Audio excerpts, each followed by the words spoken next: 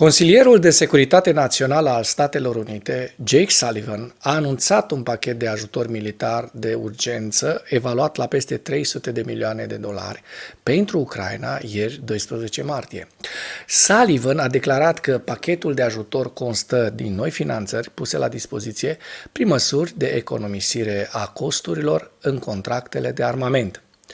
Oficiali americani au declarat pentru CNN că noua finanțare este rezultatul negocierilor bune și al finanțării pe diferite lucruri, dar au remarcat că aceasta nu este o soluție durabilă pe termen lung pentru a ajuta Ucraina. Această finanțare nu pare să facă parte din fondul de autoritate prezidențial de tragere de 4 miliarde de dolari raportat încă disponibil pentru Ucraina. Sullivan a declarat că pachetul de ajutor va oferi forțelor ucrainene suficientă muniție pentru a rezista câteva săptămâni și a remarcat că acest pachet nu înlocuiește și nu ar trebui să înlocuiască nevoia critică de a trece un pachet de ajutor suplimentar pentru Ucraina. Autoritățile lituaniene și franceze sunt așteptate să se întâlnească la Paris în zilele următoare pentru a discuta despre accelerarea sprijinului pentru Ucraina. Președintele lituanian Gitanas Nausėda a declarat pe 12 martie că se va întâlni cu președintele francez Emmanuel Macron la Paris pentru a discuta modalități de a accelera sprijinul pentru Ucraina, de a consolida securitatea flancului estic al NATO și de a crește producția europeană de apărare. Ministrul lituanian de externe a declarat pe 11 martie că acum este momentul să dezbatem trimiterea personalului militar occidental în Ucraina și liniile roșii pe care Occidentul singur și le-a impus ca răspuns la discuțiile recente din Franța cu privire la trimiterea de personal militar occidental în Ucraina. Ministrul francez de externe Stéphane Séjourné a declarat pe 9 martie în timpul unei întâlniri cu oficialii baltici ucraineni că Ucraina ar putea folosi trupe străine pentru operațiuni de deminare și că Rusia nu ar trebui să poată indica Occidentului cum să ajute Ucraina prin stabilirea de linii roșii arbitrare.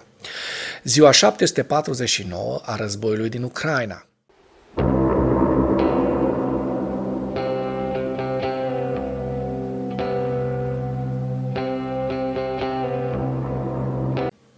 Potrivit statului major al Forțelor Armate ale Ucrainei, în dimineața zilei de 13 martie 2024, pierderile totale în lupta ale Rusiei de la începutul invaziei pe scară largă asupra Ucrainei din 24 februarie 2022 se ridică la aproximativ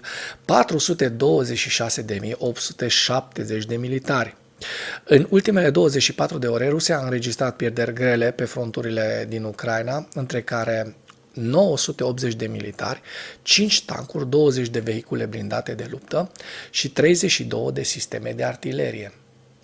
Comisia Europeană a înaintat propuneri Consiliului European cu privire la proiectul de cadru de negocieri pentru Ucraina și Moldova și va prezenta un raport oral cu privire la progresele ambelor țări pe calea integrării europene, lucru menționat pe site-ul Comisiei Europene. Se observă că aceste cadre stabilesc regulile și principiile pentru negocierile de aderare cu fiecare țară candidată.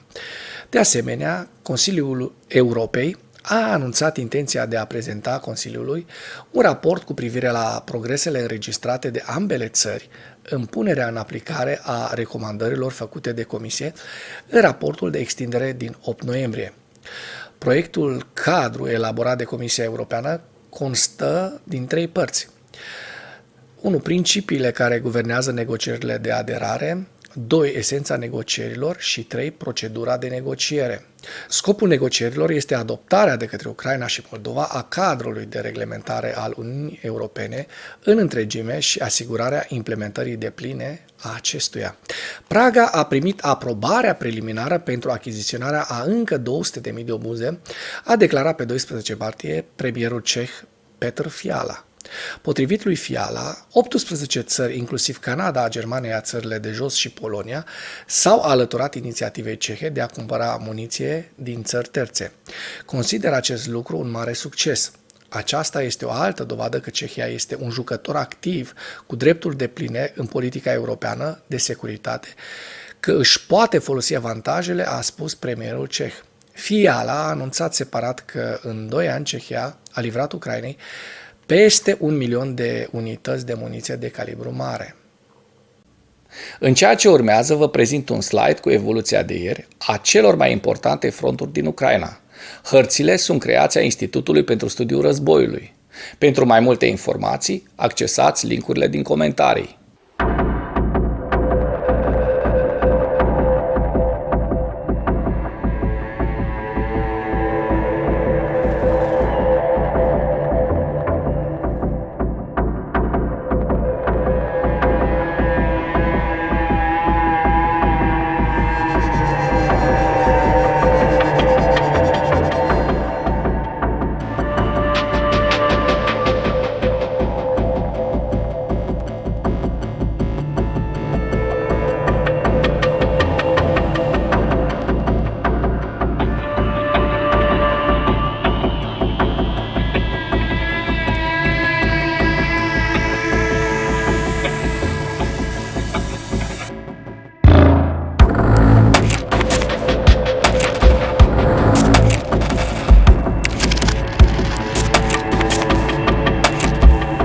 Mulțumesc pentru vizionare. Dacă vrei să susții acest canal, abonează-te la Animatura.